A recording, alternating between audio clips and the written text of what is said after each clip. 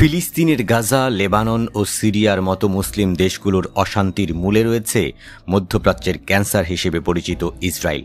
অথচ মুসলিম বিশ্বের প্রকাশ্য শত্রু এই দেশটির সঙ্গে পারস্পরিক সম্পর্ক আরও জোরদার করছে সংযুক্ত আরব আমিরাত। এবার সংযুক্ত আরব আমিরাতের মাটিতে শাখা খুলতে যাচ্ছে কনট্রোপ প্রিসিশন টেকনোলজিস লিমিটেড নামের ইসরায়েলি সামরিক প্রযুক্তি কোম্পানি। আমিরাতে এটিই হবে ইসরায়েলি কোম্পানির প্রথম বিদেশি শাখা। এর মাধ্যমে আমিরাতের মাটিতে গোপন নজরদারি প্রযুক্তি উৎপাদন ও সম্প্রসারণ করবে ইসরায়েল।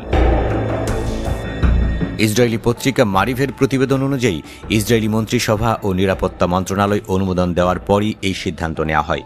তবে এই সিদ্ধান্তে কঠোর নজরদারির ব্যবস্থা রাখা হয়েছে, যাতে গুরুত্বপূর্ণ সামরিক তথ্য আরব বিশ্বের হাতে চলে না যায়।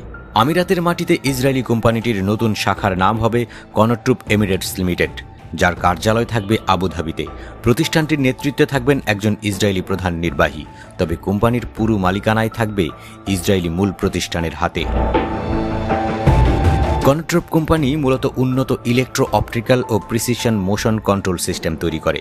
এসব প্রযুক্তি ব্যবহার হয় নজরদারি, গোয়েন্দা তথ্য সংগ্রহ, সীমান্ত নিয়ন্ত্রণ এবং অ্যাটাক ড্রোন ব্যবহারের কাজে। কোম্পানিটির তৈরি যন্ত্রপাতি ব্যবহার করে আসছে ইসরায়েলি সেনাবাহিনী, যুক্তরাষ্ট্রের সীমান্তরক্ষী বাহিনী ও আরও অনেক বিদেশি সামরিক সংস্থা। মারিভের রিপোর্ট অনুযায়ী কোম্পানিটির শাখার মাধ্যমে আবুধাবিতে নতুন সিস্টেম উৎপাদন, বিক্রি, রক্ষণাবেক্ষণ, প্রযুক্তিগত সহায়তা চালাবে ইসরায়েল। আমিরাতে কার্যক্রম পরিচালনার জন্য প্রাথমিকভাবে প্রায় $30 মিলিয়ন বিনিয়োগ করবে কোম্পানিটি।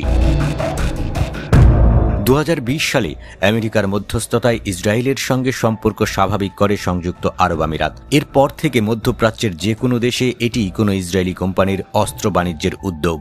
সাম্প্রতিক বছরগুলোতে ইসরায়েলের সঙ্গে প্রতিরক্ষা, বাণিজ্য এবং পর্যটন সহ বিভিন্ন খাতে সম্পর্ক গভীর করেছে আরব আমিরাত।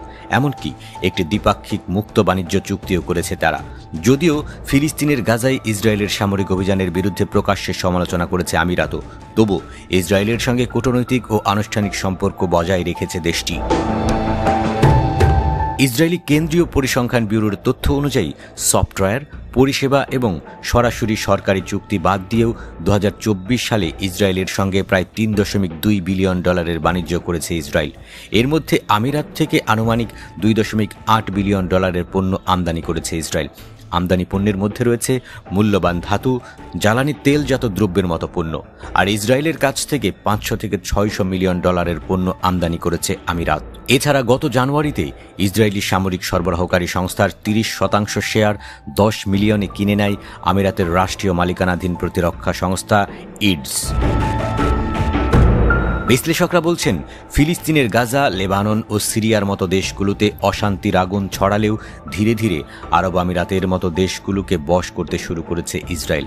আমিরাতের দেখানো পথে ভবিষ্যতে সৌদি আরব ও কাতারের মতো দেশগুলোও ইসরায়েলের সঙ্গে সম্পর্ক স্থাপন করতে পারে বলে মনে করছেন তারা।